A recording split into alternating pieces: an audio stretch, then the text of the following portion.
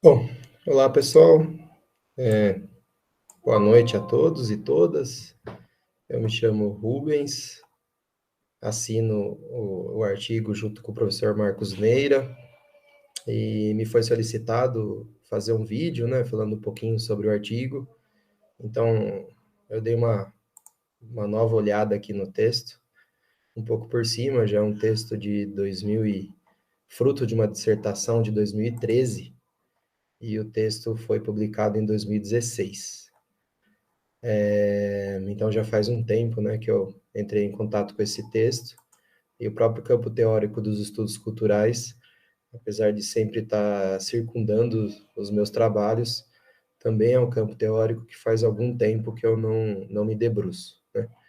Mas na época eu fiz esse mestrado, né, na Faculdade de Educação da Universidade de São Paulo, sob a orientação do professor Marcos Neira. Eu fiz de 2010 até 2013, onde eu estudei, fiz um recorte, né, da identidade docente aqui não, porque eu não moro mais, né, mas na época na região de Sorocaba. Hoje eu sou residente aqui em Lavras, Minas Gerais. A minha cidade natal é Sorocaba, e eu fiz uma pesquisa naquele local porque pareceu propício para fazer esse recorte, uma vez que haviam apenas 5 instituições na época, hoje são muito mais, que ofereciam o curso de educação física e atendiam uma região bem grande ali, né, uma região metropolitana, com bastante alunos e alunas cursando educação física. E a ideia era entender um pouquinho quem é essa pessoa, né, quem é esse sujeito que assume as aulas de educação física no ensino superior. Mais especificamente, a identidade docente que a gente chamou na época de pedagógica, ou seja, aqueles professores, aquelas professoras que ensinam as disciplinas didático-metodológicas nas licenciaturas. Haja vista que na educação física há uma porção de outros professores e professoras que são mais voltados para o rendimento, para a modalidade esportiva ou para a questão da saúde. Então, nós pegamos um representante de cada instituição na época, que era responsável por muitas vezes mais de uma disciplina, né? Às vezes por várias disciplinas, que compunham, então, essa formação pedagógica em cada um em seu curso. O referencial, como eu falei, foram os estudos culturais, que ainda hoje é uma grande referência para o GPF, né, o Grupo de Pesquisa em Educação Física, coordenado pelo professor Marcos e pelo professor Mário Nunes. Naquela época, o mergulho era mais intenso nos estudos culturais e no multiculturalismo crítico, mas eu preferi focar no ensino superior, tendo em vista a minha pouca experiência no ensino básico, né? Então, eu estava ali começando a ministrar aulas no estado e na prefeitura de Sorocaba, e enquanto que a graduação sempre me suscitaram várias questões acerca quem é aquela pessoa, né, que vai dar aula no ensino superior, que se propõe a trabalhar no ensino superior, né? Então, naturalmente, eu adotei o referencial do meu orientador, né? Antes eu frequentei o grupo de estudos por um tempo, para entender essa lente teórica, né? Conseguir transitar um pouquinho nessa epistemologia, e fiquei um ano trabalhando lá com o grupo de estudos até ter condições de submeter o projeto, e foi aprovado. Bom, os estudos culturais são originários, né, da Europa, né, mais especificamente na Universidade Inglesa.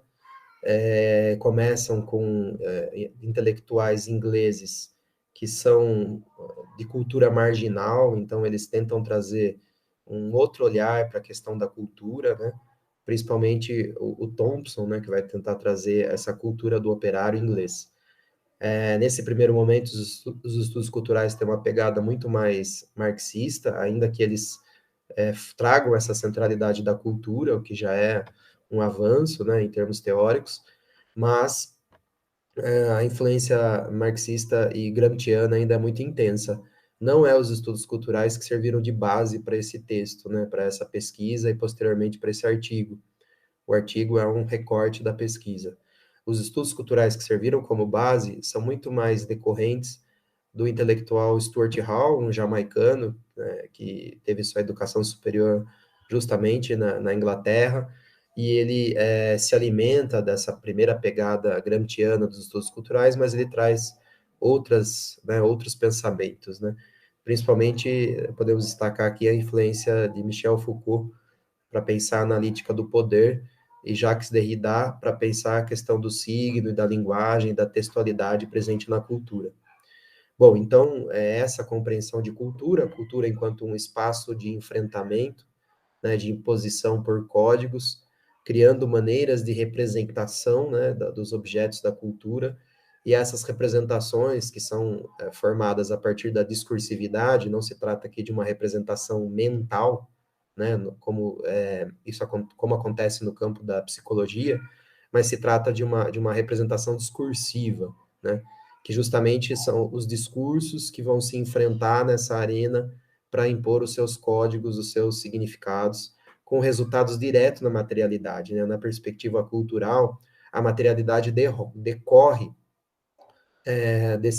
dessas operações de poder no âmbito da cultura, no âmbito da linguagem, no âmbito da textualidade, no âmbito dos códigos e das representações.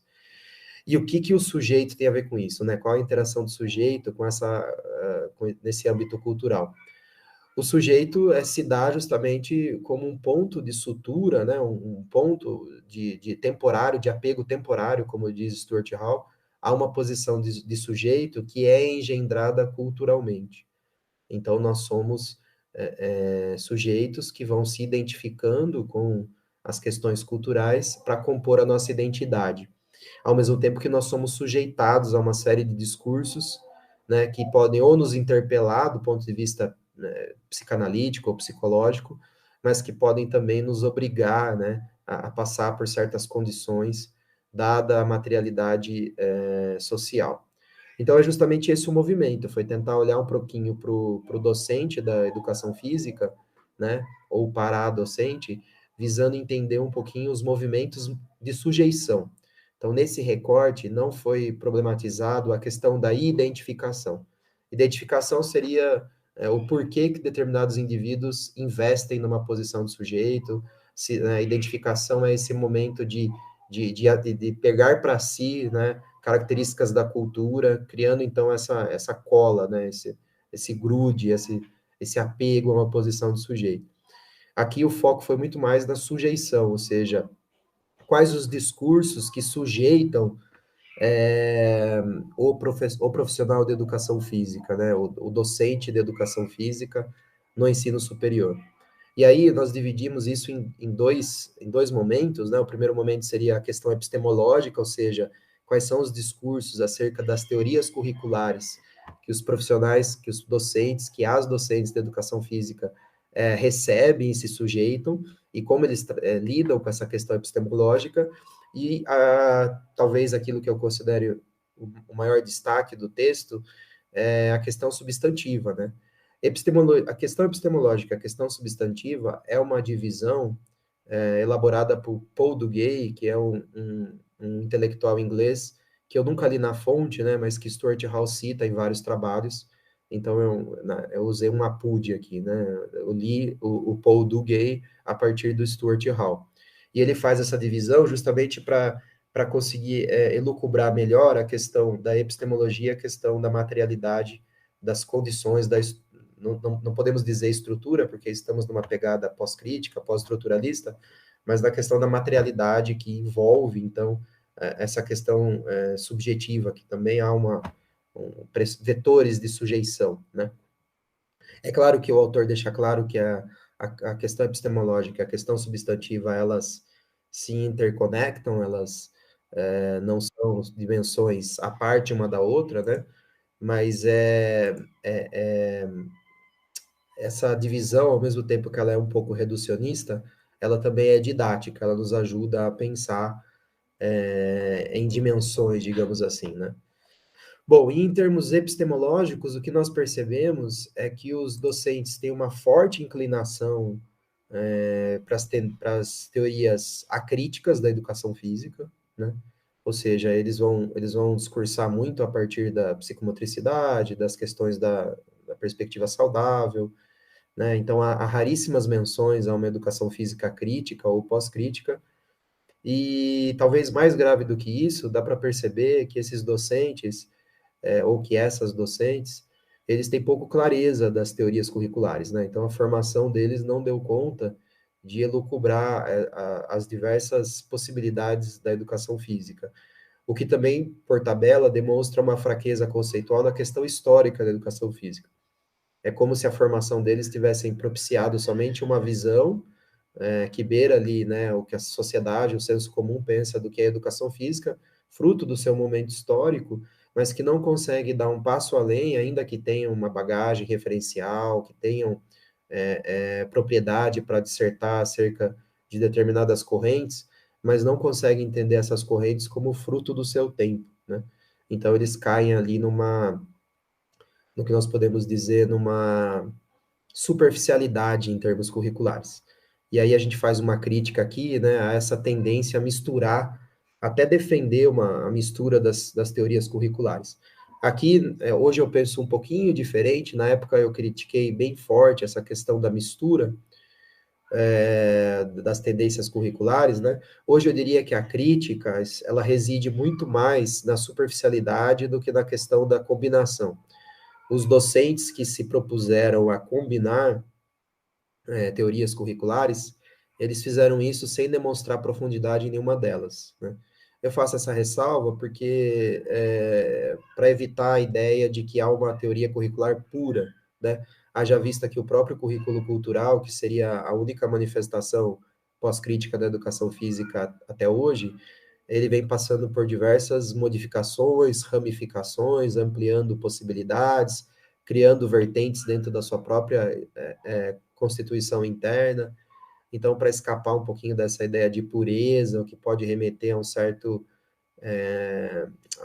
sectarismo filosófico, a crítica maior reside, na época já residia, e hoje eu ressalto, a questão da superficialidade, né? O problema não é pensar outras teorias, o problema é fazê-lo de maneira pouco complexa, pouco estruturada, pouco profunda, sem os estudos que subsidiam, né? Eu acho que essa seria a crítica maior. Quanto aos aspectos substantivos, eu acho que é preciso ressaltar, principalmente nesse mundo neoliberal, a condição limitante da identidade docente, né? Então, eu identifiquei que todos os docentes são professores e professoras solitários e solitárias, né? Então, eles ficam responsáveis por uma grande área da formação na educação física, mas eles não contam com parceiros ou parceiras para ajudá-los, não contam com o apoio da instituição para aprofundar os estudos, né? Para participar de congressos, para debater, né? Então, eles são obrigados a dar muitas aulas para se manter, e isso impede, né, mesmo no ensino superior, o que já é uma realidade do ensino básico, impede a continuação da formação, né, a continuação da realização de pesquisas para a produção de novos conhecimentos. Então, eu chamei isso de uma identidade solidária.